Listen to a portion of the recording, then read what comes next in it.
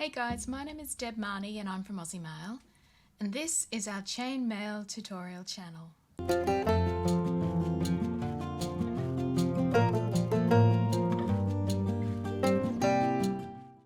Hey guys, big hi, hello, welcome, how are you? It's been a while, so it's really great to see you here. Thanks for sticking around and waiting for me. So today I'm starting off with a tutorial that was a request. Now this is actually a kit that we've had for many years here at Aussie Maille called Byzantine Orbital. Now the kit normally comes with just the one lot of ring suggestions. They're the ones that I was happiest with. But since I had this as a request, I thought I'd play with some other sizes and come up with a few that I felt worked for this weave as well. Alright guys, that's enough of me. Let's jump straight into it. Okay guys, so I've got some sample pieces here to show you. So coming up on the screen here will be the sizes that I use to make up these pieces. I'll also have those details listed down in the description tab that you can find underneath this video. But to run through them with you, this version over here, now this is the original size that I worked with and I quite like this size. So the Byzantine sections are 16 gauge AWG, that's 1.2 millimeter diameter wire, and the ring ID is 5/32 of an inch or 3.97 millimeters. The larger orbiting rings, they are 14 gauge AWG 1.6 millimeter diameter wire with a ring ID of 1/4 inch or 6.35 millimeters. The middle size, the Byzantine section, is 18 gauge AWG, that's 1 millimeter diameter wire with a ring ID of 9/64 of an inch or 3.57 millimeters. Now the larger rings that I've got for the orbiting I feel are a smidgen too large, but they were the best that I could get with the available sizes. So these are actually 16 gauge AWG 1.2 millimeter wire and a ring ID of 7/32 of an inch, which is 5.56 millimeters. Now, as I said, these are a little bit bigger than I would like. The next size down is the 3/16 of an inch, and the only way I could get the 3/16 to work was in here. Instead of the 9/64, you would need to put a smaller ring in there. So I did try a piece that used 2.75 millimeter, and I had to do a chain of 2/2. So I had to make that chain in there a little bit extra, and I could put the 3/16 in there. So that's something to consider if you don't like how loose that is, or you just don't have that ring, but you do have a 3/16. It's a little bit more common. Make a small chain in there of slightly smaller rings so that they can orbit, but they won't orbit the 9/64. So this version here, the Byzantine sections, they're a 20 gauge AWG wire, which is 0.8 millimeter, and the ring ID is 7/64 of an inch or 2.78 millimeters. Again, I couldn't get a standard anodized size to go around these rings. These ones are actually 18 gauge AWG 4.25 millimeters, okay, which is why they're in the bright aluminium instead of the anodized. Again, as I suggested over here, you could make a slightly smaller chain in here and use one of the available AA sizes. I haven't tested this one, so I don't really have definite sizes for you. You could use maybe something like a 2.5 or even a 3/32, which is 2.38. Do a small chain of that and then put 18 gauge 5/32 around it. Something like that I think would work, but don't quote me for sure. But like I said, this size here, which was the original size that I did the piece in, is the one that I find works the best. Okay, so there's a couple of different ways we can construct this bracelet. So the base chain is obviously Byzantine. So you can make up separate Byzantine units and join them together, or you can just make the whole chain. It really depends on your preference. If you get satisfaction out of making the little Byzantine units, and who doesn't, they're cute little buggers, then go ahead and make them, and you can join them up as you go along, or you can just make the straight chain. I will show you how to do both today. So to start with, we're just going to start as we would Byzantine.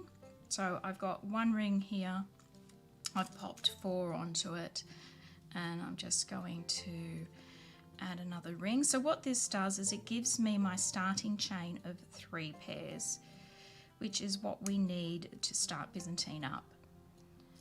So put together that chain any way you like. It doesn't have to be the way I do it. If you just want to add the pairs individually as you go along, it really doesn't matter. So I'm just closing these rings up.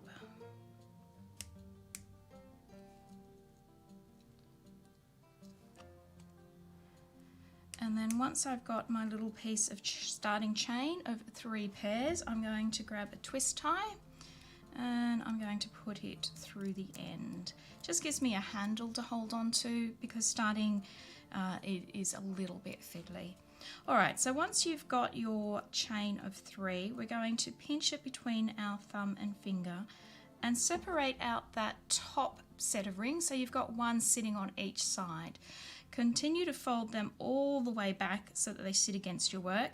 Give them a little squeeze, and often when you give them a squeeze, you can see that these rings up here separate. If they don't separate, guys, just move them apart. It's no problem at all. What we're looking for is this space here. Okay, this space straight through here. That's where we're going to be placing our next rings.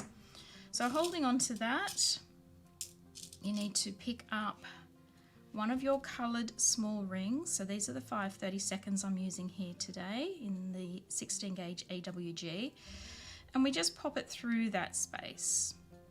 Do that ring up. Okay, and then we're going to pop a second ring through, because wherever you place one ring, guys, with Byzantine, you need to place a second. Okay. And there we've got our little half Byzantine unit.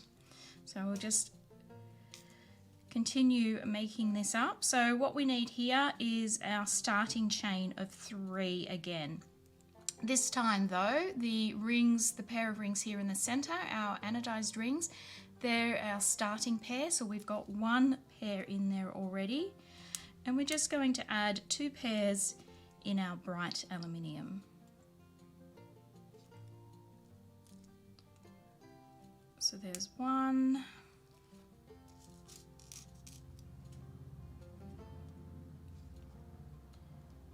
and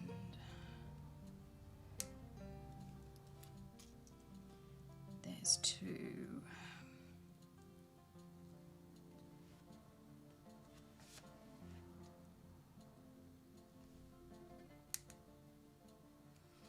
Okay, so we've got our starting chain of 3 again. 1, 2, 3.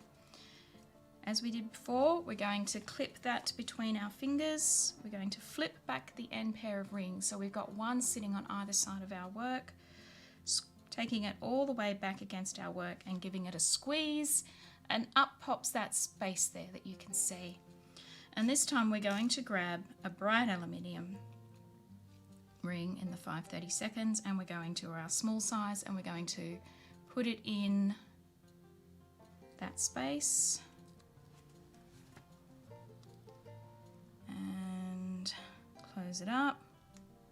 And of course we're going to double that ring.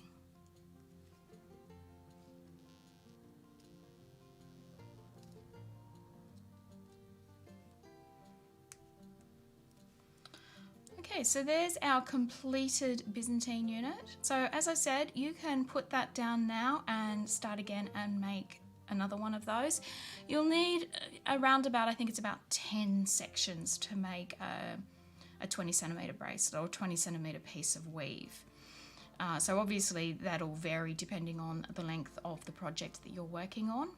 So you can go ahead and do that, or you can continue working, which is what I'm going to show you here. So once we've got our first Byzantine unit up, we need to pop in one pair of bright aluminium rings. Now these would be our connector rings if we were connecting the pieces of Byzantine together. So we're just going to pop that extra set of rings on our work. So this doesn't form part of our starting chain of 3. This is just an extra set of rings. And now we want to start our Byzantine unit. So we start with our 3 pairs of rings.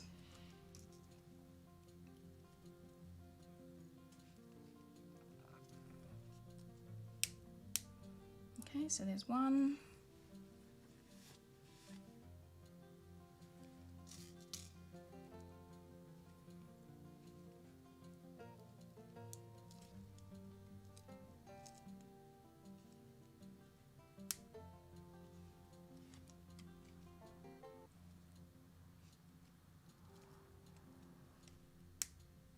Two.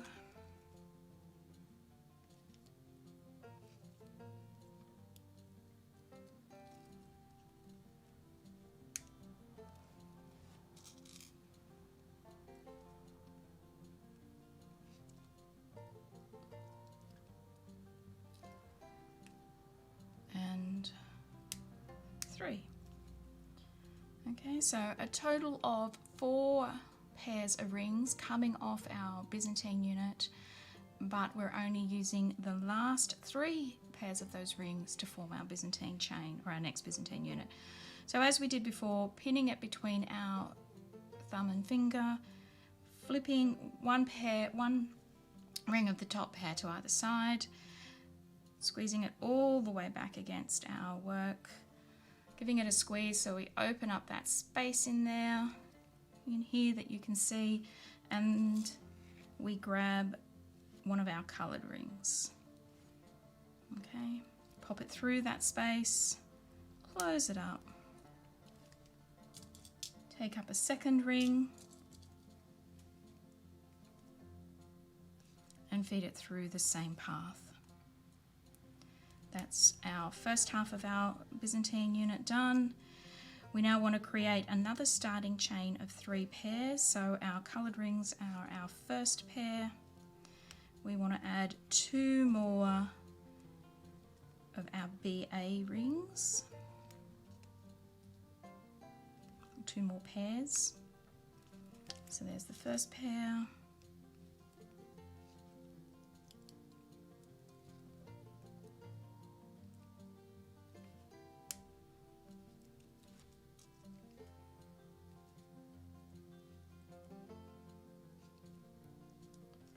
There's our second pair of BA. So that gives us a total of 1, 2, 3 pairs of working rings. Pinning it between our fingers, separating the top pair, folding it all the way back, giving it a little bit of a squeeze, and then taking our bright aluminium rings and locking them into place.